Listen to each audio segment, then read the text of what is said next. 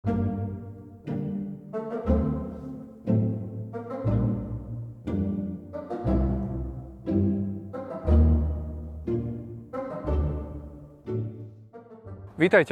Dnes vás nezoberieme len do prírody, ale aj do histórie železníc na Slovensku.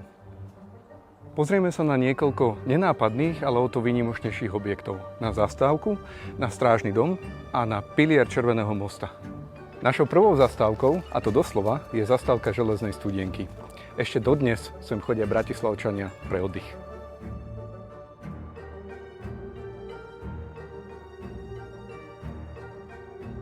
Zastávka Železná studienka plnila funkciu takého bodového miesta, kde mohli cestujúci vystupovať kvôli tomu, že sa tu nachádzala blízko lokalita Vydrica.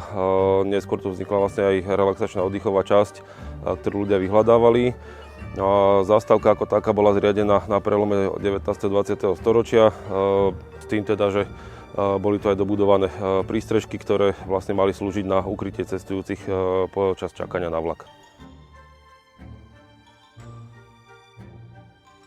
Architektúra budov je poplatná dobe, vlastne kedy vznikli.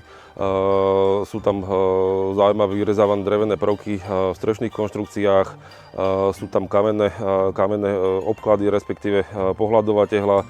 Takže sú to historicky zaujímavé cenné objekty aj teda z toho architektonického hľadiska a sú teda zaujímavé aj pre bádanie architektúry ako takej z hľadiska štúdia architektúry.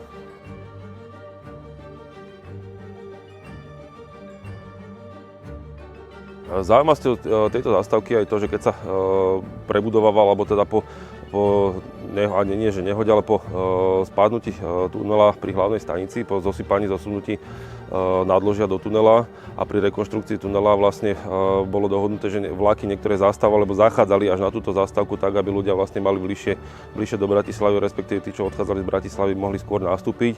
Takže vyslovene vlaky boli smerované a zachádzali až na túto zastávku, aj keď štandardne vlastne by museli končiť na niektorej stanici, tak v tomto prípade postačovala táto zastávka.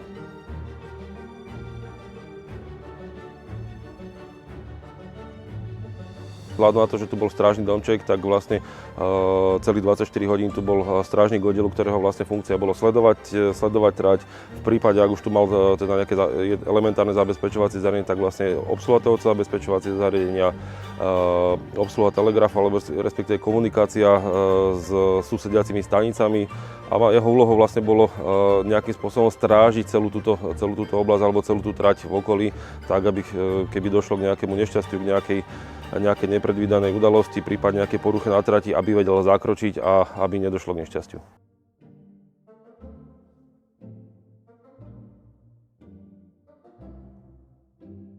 Tieto objekty sú unikátne v tom, že vlastne dokumentujú prvú trať, po ktorej prišiel prvý párny vlak na územie Slovenska. To znamená vlastne prvá parostrojná železnica na území Slovenska. Bola to železnica z Marchegu cez Denisku Nové do Bratislavy a bolo to vlastne prvé ozajstné železničné spojenie, ak pominieme Konskú železnicu na Slovensku.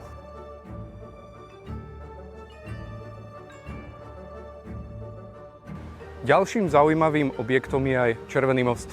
Ale nie je zrovna tento, ktorý vidíte nado mnou, ale ten, ktorý už neexistuje. To, čo tu vidíte, je fragment piliera Červeného mosta. Tento most bol zničený počas druhej svetovej vojny, ale mal naozaj zaujímavú históriu. Poďme sa na ňo pozrieť. Súčasťou prvej parostrojnej železnice, ktorá vedla z Marchegu alebo teda smerom z Viedne do Bratislavy, bolo okrem iných stavieb aj tzv. Červený most. Toto pomenovanie získal vďaka tomu, že oblúky na tomto moste boli spravené z pálených červených tehiel, ktoré teda vytvárali dojem, že vlastne ten most je červený. Z toho vzniklo to pomenovanie. Ten most mal pomerne zaujímavú históriu. Jednak bol na konci 19. storočia zdvojkoľajný, keď sa zdvojkoľaňovali tráte v okolí Bratislavy. A potom bol čiastočne alebo skoro úplne zlikvidovaný počas druhej svetovej vojny, kedy bol vyhodený do vzduchu nemeckou armádou. No a tým, že už v tom danom čase bol síce opraviteľný asi, ale zastarali, tak vlastne už následne ako náhrada bol vybudovaný nový most, ktorý bol posunutý osovo oproti tomuto pôvodnému červenému mostu. A vzhľadom na to, aby sa teda zachovala podstata toho názvu, tak aj ten nový most vlastne bol natretý na červenom. Zostal nám v podstate fragment, to je vlastne ako keby krajný pilier, ktorý bol pri svahu a ten práve asi vďaka tomu, že bol pri svahu, že bol teda opieral sa o svah, bol odolnejší, tak vďaka tomu vlastne zostal zachovaný pri vyhodení toho mosta, kdežto piliere, ktoré voľne stáli, asi pohltila energia toho výbuchu.